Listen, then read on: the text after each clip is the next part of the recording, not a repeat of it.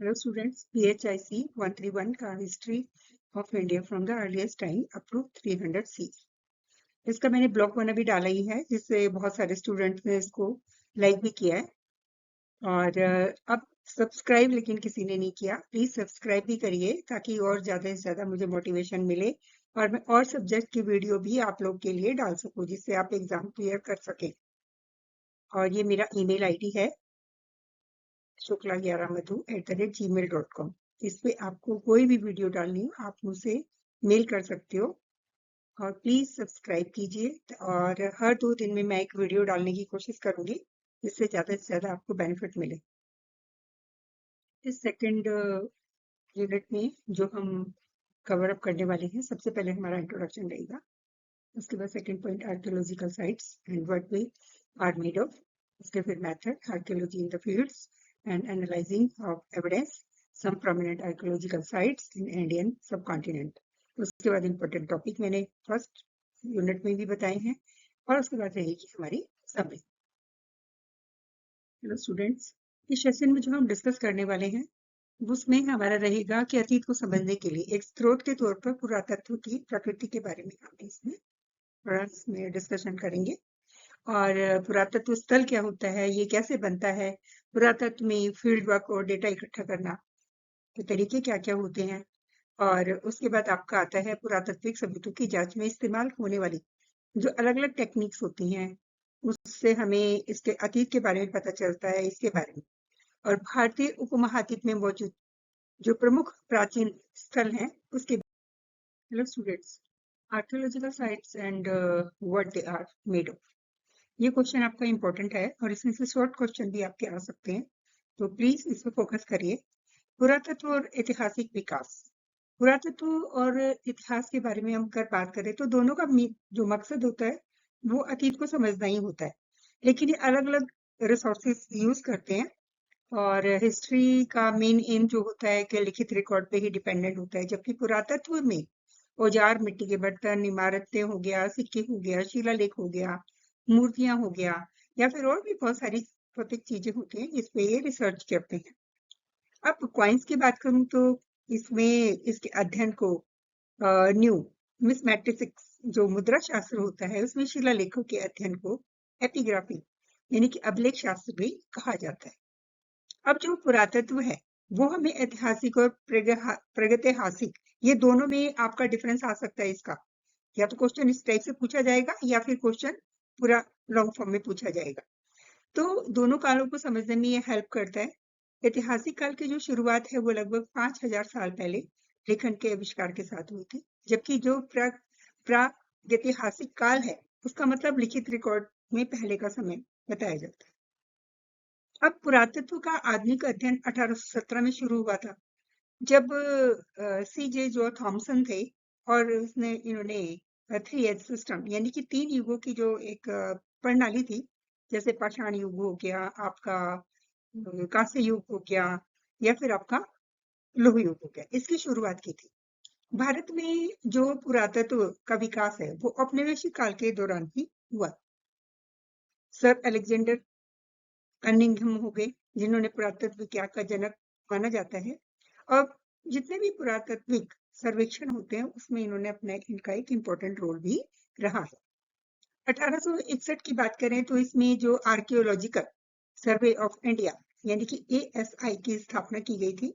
बाद में sir John Marshall और सर मोमेंट व्हीलर की देखरेख में ये महत्वपूर्ण खुदाई का काम स्टार्ट हुआ। और आफ्टर इंडिपेंडेंट ASI विश्वविद्यालय में शोध संस्थानों के प्रयासों से जो आपका पुरातत्व है उसका विस्तार हुआ। अब हम बात करते हैं आर्टिफैक्ट, इको इफेक्ट और पुरातत्व स्थल। ये कई बार शॉर्ट क्वेश्चन आपका इसका आ सकता है कि डिफरेंसेस बताइए। जो आर्टिफैक्ट होता है ये मानव निर्मित वस्तुएं होती है, ये वो चीज होती है जिसने इंसानों ने बनाया, बदला या फिर इसको चेंज किया जा सकता है। फॉर एग्जाम्पल जैसे मिट्टी के बर्तन बनाना, औजार बनाना, मिट्टी के बर्तन बनाना, सिक्के हो गए या धातु की चीजें हो गई या मूर्तियां हो गया या फिर गहने वगैरह हो गए जिनको हम चेंज कर सकते हैं, ऑर्नामेंट्स वगैरह। इसमें ये पुरानी सभ्यताओं की टेक्निक और अर्थव्यवस्था और रोजमर्रा की जिंदगी जो हम जीते हैं उसके बारे में, ये सोसाइटी के बारे में, पास्ट सोसाइटी के बारे में बताते हैं। इको इफेक्ट जो होता है वो एक तरह के प्राकृतिक अवशेष होते हैं, जो इंसानी की जो एक्टिविटीज होती हैं उनसे जुड़े प्राकृतिक अवशेष होते हैं, जैसे जानवरों की हड्डियां हो गई, बीज हो गए, पौधों के अवशेष हो गए, या मिट्टी और तलछट में जो भी चीजें मिलती हैं। ये पुरातत्वविदों के, जो प्राचीन लोगों के पर्यावरण, जलवायु, खान पान की आदतों और रहन सहन को समझने में हमारी बहुत हेल्प करते हैं।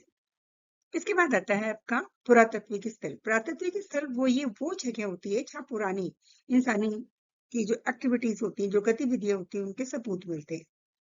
इन स्थलों में बस्तियां हो गई, गुफाएं हो गए, कब्रिस्तान हो गए, स्मारक हो गए, या फिर बहुत सारी ऐसी लैब्स वगैरह हो गई, या और प्राचीन शहर भी इसमें शामिल हम कर सकते हैं। अब पुरातत्वविद पुरानी सभ्यताओं के इतिहास और संस्कृति को फिर से समझने के लिए ऐसे स्थलों पे काफी रिसर्च करते रहते हैं। अब हम बात करते हैं, जो पुरातत्व स्थल है वो दो प्रक्रियाओं से बनते हैं। एक तो होता है कल्चर प्रोसेस, यानी कि सांस्कृतिक प्रक्रियाएं, इंसानी गतिविधियां, जैसे घर बनाना हो गया, या आपके औजार बनाना हो गया, या फिर जो कचरा बनाना हो गया, या फिर बस्तियों को छोड़ देना। उसके बाद आता है हमारा नेचुरल प्रोसेस, यानी कि प्राकृतिक प्रक्रिया, जिसमें हमारी बहुत सारी चीजें आती हैं, जैसे हवा हो गई, बारिश हो गई, या फ्लड वगैरह हो गया, या कटाव हो गया जमीन का, या कोई भूकंप आ गया, या जानवरों की गतिविधियां हो गई। जैसे प्राकृतिक ताकतें होती हैं जो पुरातत्व अवशेषों को बदल देती या फिर उन्हें दबा देती। कभी कभी होता है कि जो प्राकृतिक स्थितियां होती हैं वो पुरातत्व अवशेषों को सुरक्षित रखने में हमारी हेल्प करती हैं। और फॉर एग्जाम्पल, जैसे 79 सीई में माउंट वेसुवियस के फटने के बाद पोम्पई शहर जो था वो ज्वालामुखी राख के नीचे सुरक्षित रह गया था। और इस तरह रेगिस्तान हो गए, या बर्फीले इलाके हो गए, या आर्द्र भूमि हो गई, या फिर जैविक चीजें जो लंबे समय तक सुरक्षित रहती हैं। इसी तरह से आपकी आर्टिफैक्ट्स हो गए, यानी कि कलाकृतियां हो गई, इको इफेक्ट्स हो गए, आपके पुरातन स्थल हो गए, प्राचीन समाजों में के इतिहास हो गए, संस्कृति हो गई, उनका पर्यावरण। ये सारे जो रिसोर्सेस होते हैं, ये बहुत ही महत्वपूर्ण रिसोर्सेस होते हैं जो एनवायरनमेंट को समझने में हमारी हेल्प करते हैं। अब हम बात करते हैं पुरातत्व खोज और खुदाई की।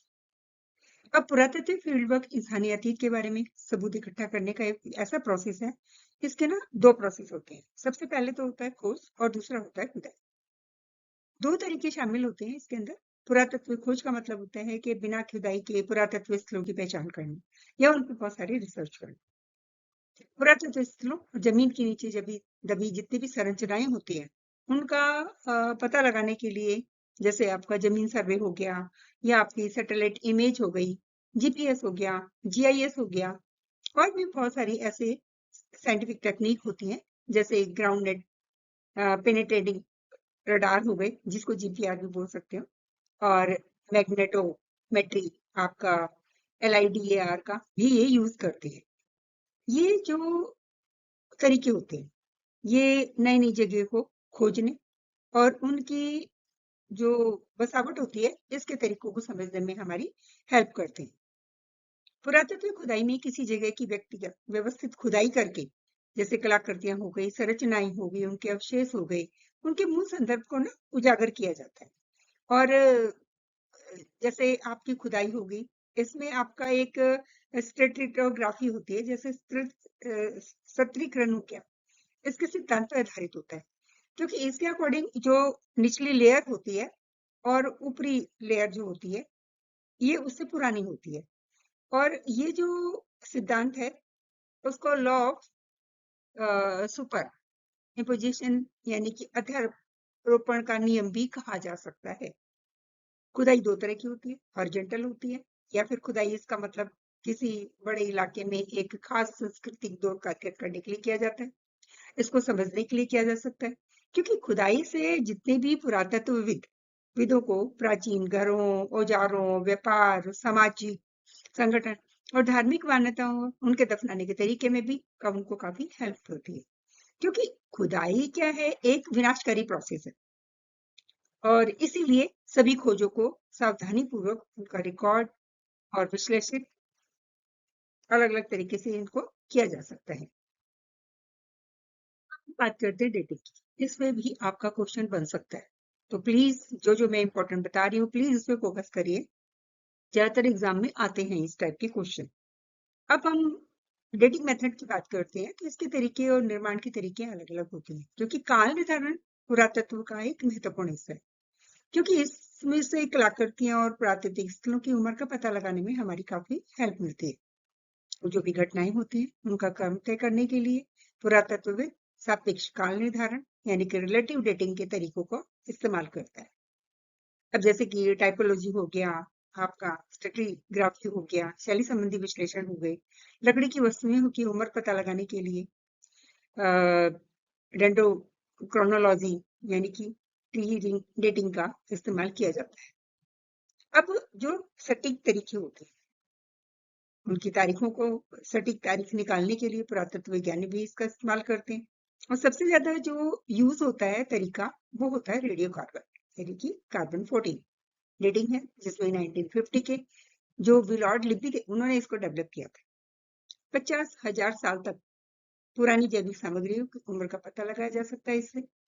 और भी बहुत सारे महत्वपूर्ण तरीके होते हैं, जैसे जैसे आपका पोटासियम ऑर्गन हो गया डेटिंग हो गया, यूरेनियम सीरीज डेटिंग हो गया, थर्मो ल्यूमिनेसेंस हो गया यानी कि TF dating, electron spin resonance ESR हो गया, और फिशन ट्रैप डेटिंग इसके अंदर शामिल होती है। ये आपका जो एक एविडेंस है, इसमें आपको थोड़ा सा इस पे लर्न करना पड़ेगा। अगर इस तरह से लिखाओगे तो मार्क्स अच्छे मिल जाएंगे। ये डिपेंड करता है कि आप कितना लर्न कर सकते हो। अगर लॉन्ग क्वेश्चन है, क्वेश्चन के हिसाब से ही आपको आंसर लिखना पड़ेगा, तो आपको ये पूरे टेबल आपको लर्न करनी पड़ेगी, क्योंकि इसके मार्क्स ज्यादा अच्छे मिलते हैं। जैसे आपका उसके 3 कॉलम आपको बनाने पड़ेंगे, डेटिंग मेथड का, मटेरियल का और रेंज का। तो उसमें अलग अलग लेवल पे आप इसको लिख सकते हो, और ये आपको लर्न करना पड़ेगा। वर्ड्स के ऊपर आपका लॉन्ग क्वेश्चन बन सकता है, और इस पे जरूर फोकस कीजिए। शॉर्ट लॉन्ग दोनों ही बन सकते हैं, तो प्लीज इस क्वेश्चन पे फोकस करिएगा। पुरातत्वविद की जो कलाकृतियों के निर्माण की प्रक्रिया पे भी काफी अध्ययन किया जाता है, क्योंकि कलाकृतियां जो होती हैं वो अपरिवर्तित हो सकती हैं। जैसे आपके पत्थर के औजार हो गए, लकड़ी की वस्तुएं हो गई, या ये परिवर्तित हो सकती है, जैसे मिट्टी के बर्तन, धातु की वस्तुएं, जिन्हें निर्माण के दौरान गर्म करने की भी जरूरत पड़ सकती है। अब जातीय पुरातत्व वर्तमान समुदाय की प्रथाओं का अध्ययन करके पुरातत्वविदों को अतीत को समझने में काफी हेल्प करता है। फॉर एग्जाम्पल, जैसे आपका आजकल के मिट्टी के बर्तन बनाने की टेक्निक और पुराने जो मिट्टी बर्तन बनाने की जो उत्पादन को समझने में हमारी हेल्प कर सकती है।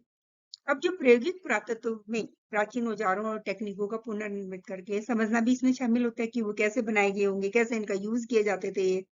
तो जो भी आपके एक्सपेरिमेंट होते हैं, इनके माध्यम से पुरातत्व प्राचीन मानव व्यवहार और टेक्निक कौशल के बारे में जानकारी प्राप्त करते हैं।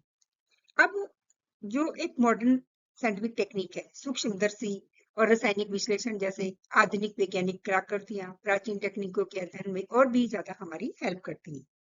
तो ये जितने भी आपके जो विधियां होती है, ये अतीत के समाजों के कालक्रम, उत्पादन की प्रक्रिया, जीवन शैली के बारे में हमारे को बहुत ही बहुमूल्य जानकारी प्रदान करती है। अब हम बात करते हैं ट्रेड की, एक्सचेंज की और पुरातत्व, पर्यावरण पुरातत्व की। अब जो पुरातत्व है वे हमें प्राचीन नेटवर्क को समझने में हमारी हेल्प करता है। जब किसी जगह पे हमें ऐसी चीजें मिलती हैं जो वहां की नहीं होती, तो अलग अलग इलाकों के बीच क्या व्यापार होता था, किस तरह के आदान प्रदान की हमें संकेत देती है। XRF और जो ट्रेस एलिमेंट एनालिसिस जैसी वैज्ञानिक टेक्निक इन चीजों के मूल स्थान, प्राचीन व्यापार मार्गों को पता लगाने में हमारी हेल्प करती है।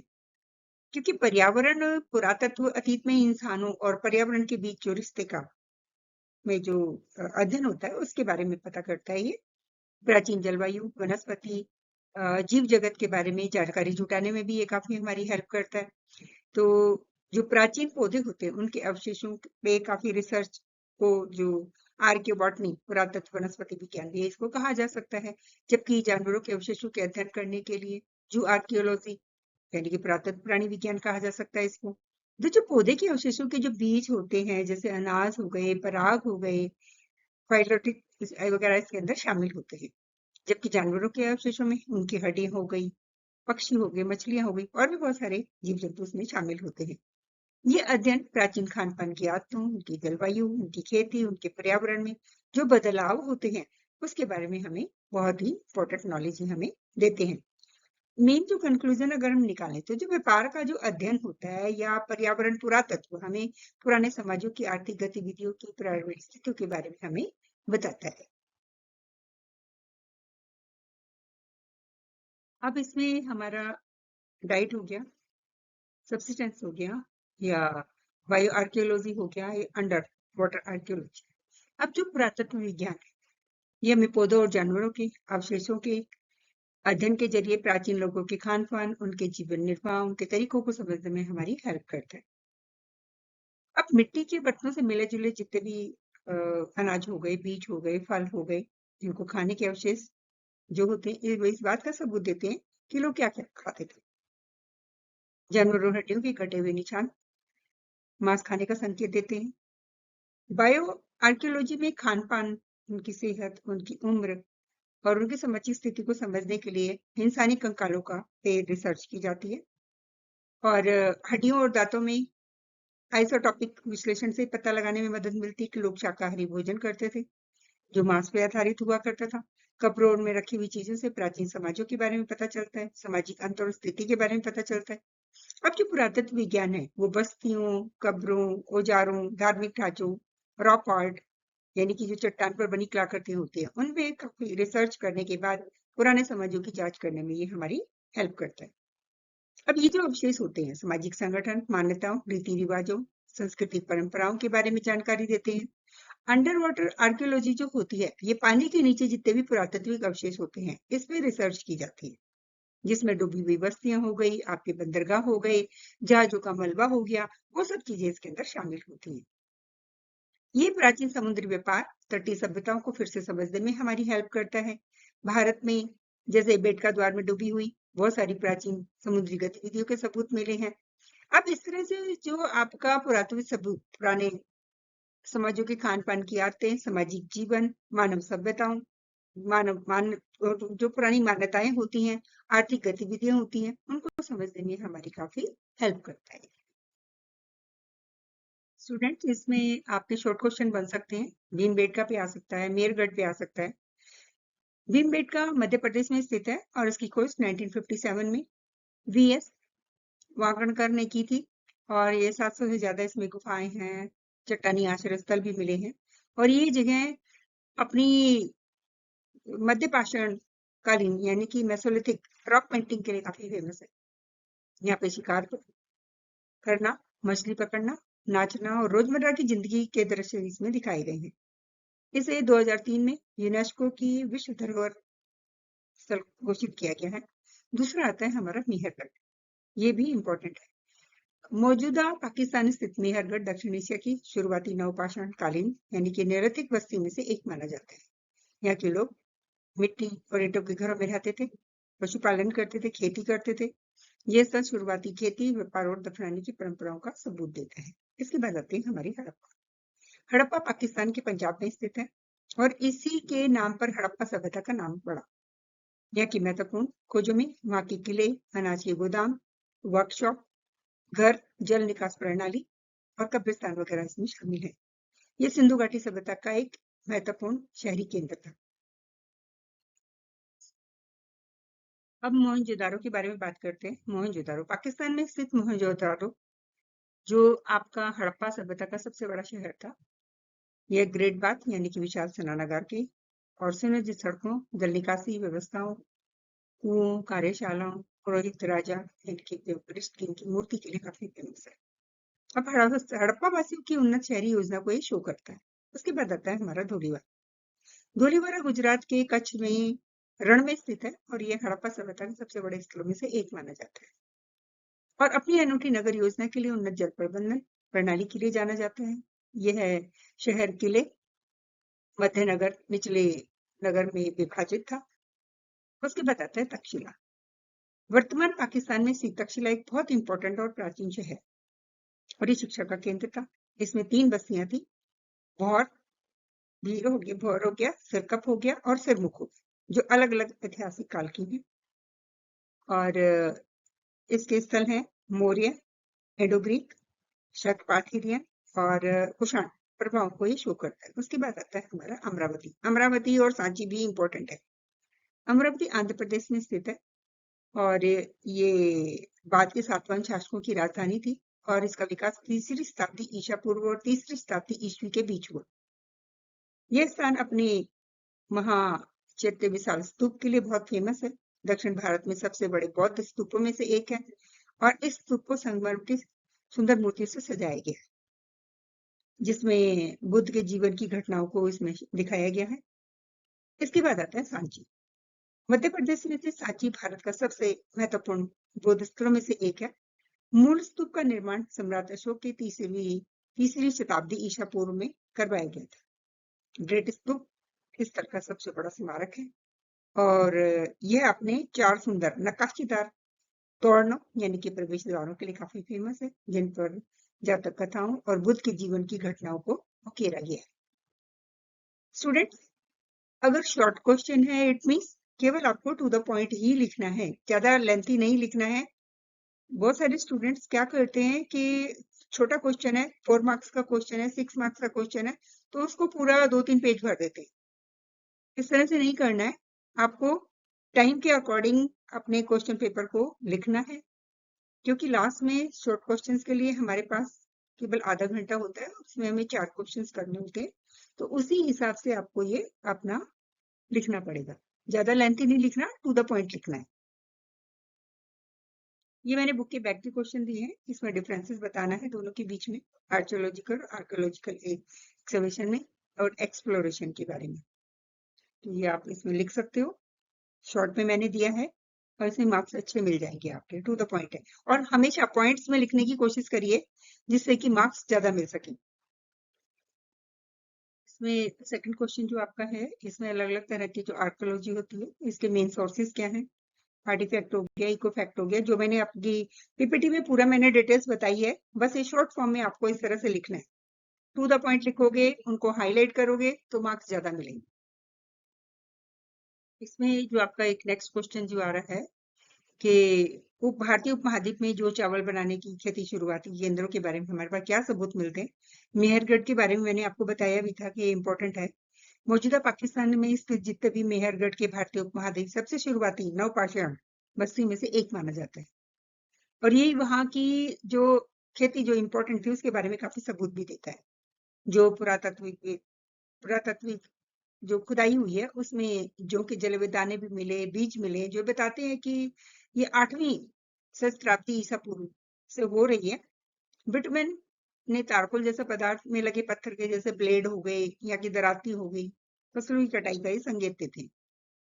और इसमें अनाज को जमा करने की जगहों के बारे में भी बताया गया। उन्हें पीसने वाले पत्थरों के भी सबूत जो मिलते हैं, उससे इनकी एक्टिविटी की पुष्टि मिलती है। जानवरों के अवशेष से पता चलता है कि ये मवेशी भी रखते थे, शिकार करते थे और बकरी जैसे जानवरों को पालतू बनाना, फिर इनमें चेंजेस आए हैं। उन्होंने पालतू बनाया जानवरों को, शिकार किया, भोजन इकट्ठा किया।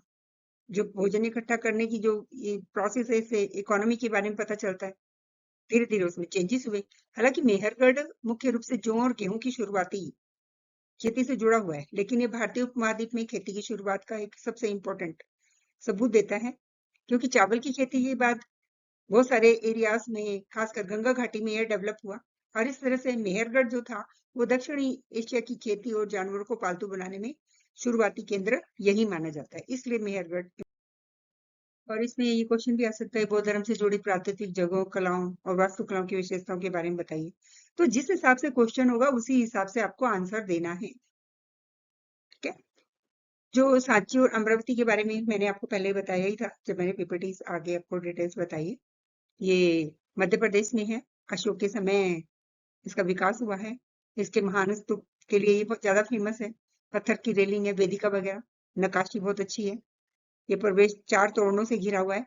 इसमें बुद्ध के दृश्य हैं, बौद्ध प्रतीक दिखाए गए हैं, मठ है, मंदिर है, स्तूप है।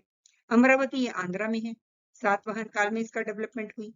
महाचैतन्य के लिए काफी फेमस है और यहाँ सबसे बड़े बौद्ध स्तूपों में से एक माना जाता है। इसमें जो बारीक नक्काशाधारी संगमरमर की रेलिंग, मूर्तिकला के वाले पैनलों से इसको सजाया गया है। यहाँ पे उभरी हुई मूर्तियां हैं, बुद्ध के जीवन की घटनाओं और बौद्ध परंपराओं के बारे में ये दिखाती है।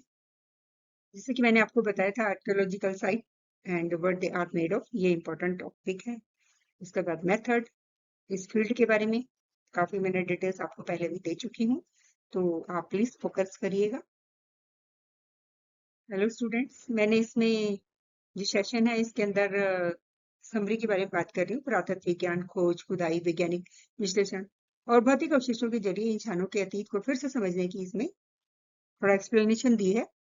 और ये प्राचीन काल से लेकर आधुनिक समय तक के कालक्रम, जो भी टेक्निक है, व्यापार है, खान पान है, सामाजिक जीवन, धर्म, बस्तियों के बारे में ये काफी नॉलेज इसके अंदर दिया है। तो आपसे यही है कि आप ज्यादा से ज्यादा मेरे चैनल को सब्सक्राइब कीजिए, लाइक कीजिए, ताकि मैं आपको और ज्यादा से ज्यादा वीडियो डाल सकूं। और जो भी आपको किसी भी वीडियो की नीड है, आप मैंने मेल आईडी दिया हुआ है, उस पे आप उसको मेल कर सकते हो आप मेरे को।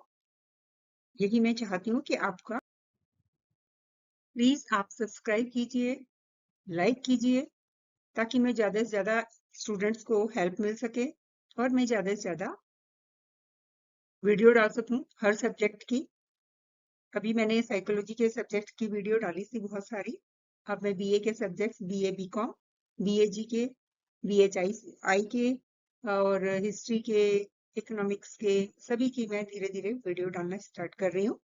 तो प्लीज आप ज्यादा से ज्यादा सब्सक्राइब कीजिए ताकि मेरे को मोटिवेशन मिले। और मैं कोशिश करूंगी हर 2 दिन में एक वीडियो डालूं, ताकि आपको ज्यादा से ज्यादा हेल्प मिले और आप इग्नू एग्जाम क्लियर कर सकें अच्छे मार्क्स में। Thank you.